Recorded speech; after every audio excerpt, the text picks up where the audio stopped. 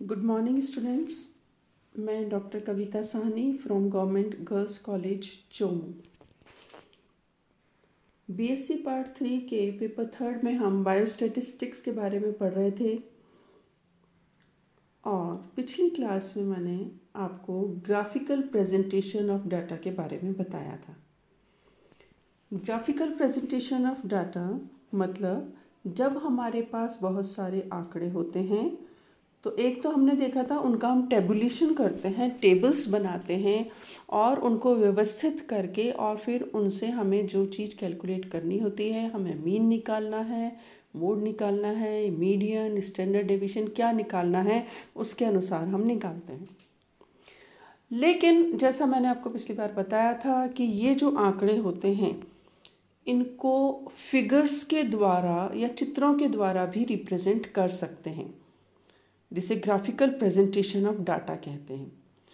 और जब आंकड़ों को या डाटा को इस प्रकार प्रदर्शित किया जाता है तो वो देखने में आकर्षक लगते हैं और दूसरी बात, एक बार देखने में हमें उस सारी चीज़ का एक बार आइडिया लग जाता है। कोई भी फिगर, कोई भी डायग्राम हमारे सामने होता है तो एक बार देख के एक चीज़ स्ट्राइक करती है और हमें मोटा मोटा आइडिया उस चीज़ के बारे में लग जाता है।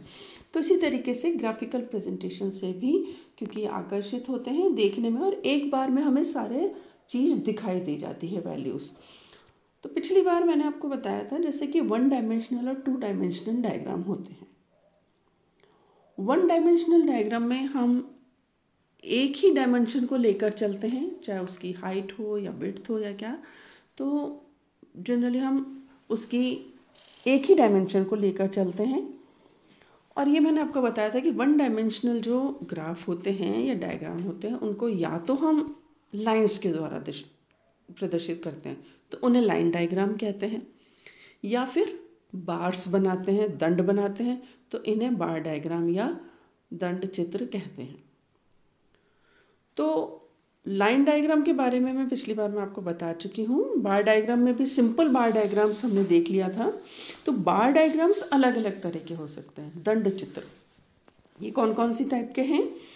एक है सिंपल बार डायग्राम, मल्टीपल बार डायग्राम, सब डिवाइडेड बार डायग्राम, परसेंटेज सब डिवाइडेड बार डायग्राम और बाई डायरेक्शनल बार डायग्राम।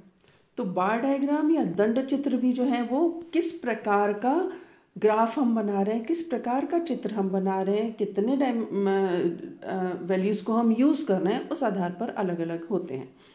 तो सिंपल बार डायग्राम के बारे में मैं आपको पिछली बार बता चुकी थी कि अलग अलग दंड बनते हैं, अलग अलग बार बनते हैं जो वैल्यूज़ होती हैं हमारी उसकी, और उसमें हम डाटा को रिप्रेजेंट करते हैं। अभी हम बात करते हैं मल्टीपल बार डायग्राम की। मल्टीपल बार डायग्राम जो हैं वो सिंपल बार डायग्राम के आधार पर ही बनते हैं। जिस तरीके से सिंपल बार डायग्राम बनते हैं उसी तरीके से बनते हैं, लेकिन इन डायग्राम्स में एक से ज़्यादा तरह के डाटा को हम रिप्रेजेंट करते हैं एक ही टाइम में। Means more than 1 type of data at a time are represented. एक ही टाइम में एक से ज़्यादा तरह के डाटा रिप्रेजेंट करते हैं। तो सिंपल बार डायग्राम की ही एक्सटेंडेड टेक्निक है। सिंपल बार डायग्राम में हम एक ही डाटा लेके चलते हैं। यहाँ पर हम 2 या 3 सेट ले लेते हैं डाटा का, जो कि आपस में इंटर रिलेटेड रहते हैं एक ही डायग्राम में। और इसमें जो बार्स बनते हैं हर एक सेट के, वो एक दूसरे से रिलेटेड होते हैं, एक दूसरे को टच किए हुए होते हैं। तो इसीलिए इसको मल्टीपल बार डायग्राम कहते हैं। लेकिन बनता एक बार है, तो हर एक बार जो है उसमें क्योंकि अलग अलग डाटा हम लेकर चल रहे हैं, बार तो अलग अलग हैं लेकिन एक बार के अंदर हम अलग अलग डाटा लेके चल रहे हैं, अलग अलग टाइप लेकर चल रहे हैं, तो इसलिए उनको अलग तरह के फिगर या अलग तरह के शेड से या अलग तरह का कलर हम कर देते हैं ताकि उसको पहचान सकें, उसको क्लियर कट इंडिकेशन उसका मिल सके। ये देखिए एक एग्जाम्पल है, इसको देखते हैं कि ये डाटा दिए हुए हैं इनमें से आउटडोर पेशेंट के गवर्नमेंट हॉस्पिटल में 92 से लेकर 96 तक। अब इससे मल्टीपल बार डायग्राम बनाना है। टेबल देखिए ये है 92 से लेकर 96 तक के पेशेंट हैं। अब पेशेंट अलग अलग तरह के आ रहे हैं, मैन, विमेन एंड चिल्ड्रन। 1992 में जो मैन आए 700, विमेन आई 500, चिल्ड्रन आए 350। इसी तरीके से 93 में भी ये फिगर अलग अलग है, मैन, विमेन और चिल्ड्रन का हर साल में अलग अलग है। अब हमें जब इसका बार डायग्राम बनाना है तो जैसा मैंने पिछली बार बताया था, हम ग्राफ पेपर पे इसको बनाएंगे और उसके लिए हमें एक स्केल लेना पड़ता है, एक पैमाना तय करना पड़ता है। एक होती है एक्स एक्सिस और एक वाई एक्सिस। तो इसमें हमने एक्स एक्सिस पर तो हम ईयर ले लेंगे। ये देखिए एक्स एक्सिस पर दिखाई दे रहा है, ईयर ले लिया 1992, 93, 94, 95, 96। और जो वर्टिकल साइड में वाई एक्सिस है, यहाँ पर हमने लिया नंबर ऑफ पेशेंट्स। अब देखिए हर एक साल में number of patients, total number of patients तो अलग हो गया, लेकिन उसमें जब हम उसको डिफ्रेंशिएट कर रहे हैं कि आदमी कितने हैं, औरतें कितनी हैं, बच्चे कितने हैं, तो 1992 को ही हम लेकर चलते हैं। इसके लिए जैसे ग्राफ मैंने आपको बताया था, ग्राफ में छोटे छोटे खाने होते हैं। एक तो बड़े बड़े खाने होते हैं 1-1 सेंटीमीटर के, और हर एक 1 सेंटीमीटर का खाना 10 भागों में बटा हुआ होता है। तो हम इसके लिए ऐसा कर सकते हैं, ये जो है आधा सेंटीमीटर में हमने उसको ले लिया, तो टोटल ये एक जो 1992 ईयर्स का है उसके लिए हम 1.5 बड़ा खाना ले लेंगे। समझ गए? तो एक पूरा बड़ा खाना 1 सेंटीमीटर का और एक आधा सेंटीमीटर का 1.5 खाना हो गया। और उसको फिर 3 कैटेगरी है हमारे पास, मैन, विमेन और चिल्ड्रन, तो उनके लिए आधा सेंटीमीटर का ले लेंगे चौड़ाई में। और जो इसकी हाइट बनेगी बार की, वो इनकी संख्या के हिसाब से बनेगी, कितने आए।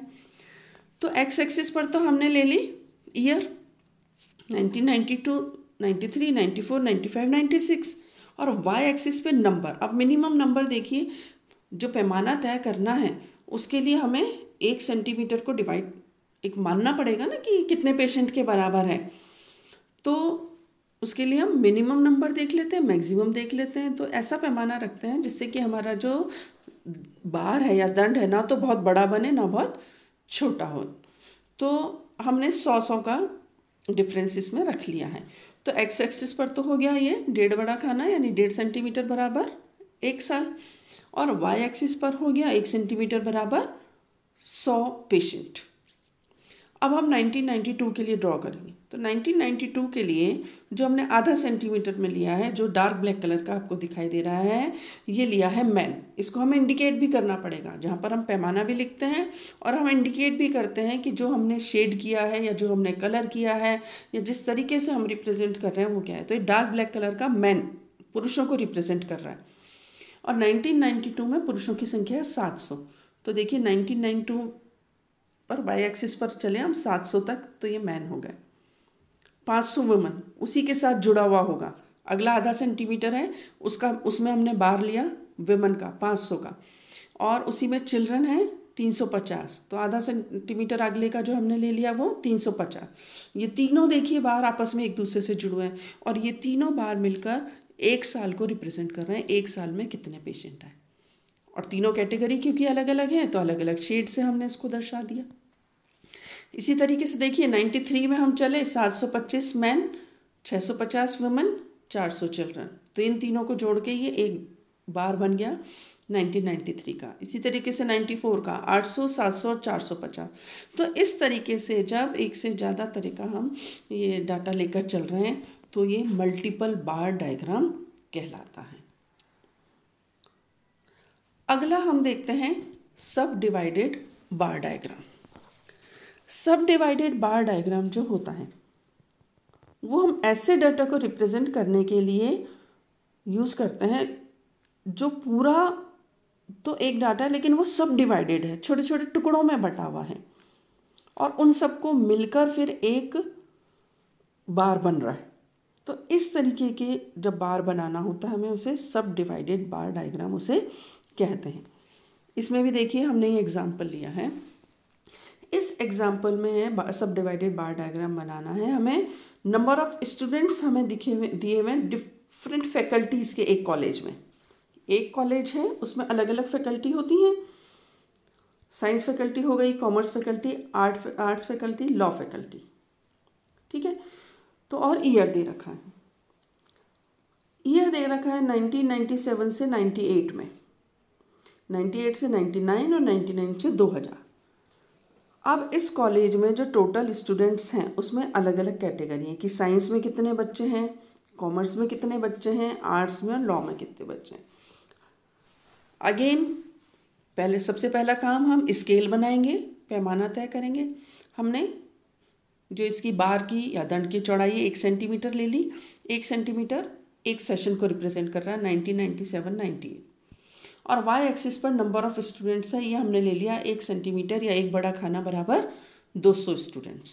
तो 200, 400, 600, तो 200 के कैप से हो गया ये। अब हम 97, 98 की बात कर रहे हैं, तो इसके लिए एक बार बनेगा, एक दंड बनेगा, लेकिन वो सब डिवाइडेड होगा। सब डिवाइडेड क्यों होगा? क्योंकि एक कॉलेज में कुल छात्र हैं उतनी तो हाइट हो जाएगी इस बार की, और बाकी अलग अलग जो फैकल्टी हैं वो इसके सब डिवीज़न हो जाएंगे। तो 97 और 98 में देखिए साइंस फैकल्टी जो है सबसे पहले हमने ली है, उसमें 800 छात्र हैं, तो 800 पे हमने मार्क कर दिया, और ये जो हो गया साइंस फैकल्टी। उसके बाद डार्क जो है ब्लैक सा दिख रहा है, ये कॉमर्स फैकल्टी के लिए है, उसमें 400 छात्र हैं, तो 800 के ऊपर चलेंगे 400, तो 800, 400, 1200 पे मार्क कर दिया।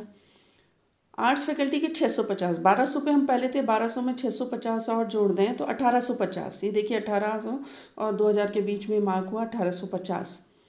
और फिर लॉ फैकल्टी में 400 स्टूडेंट्स है, 1850 में 400 और जोड़ दिए 2250।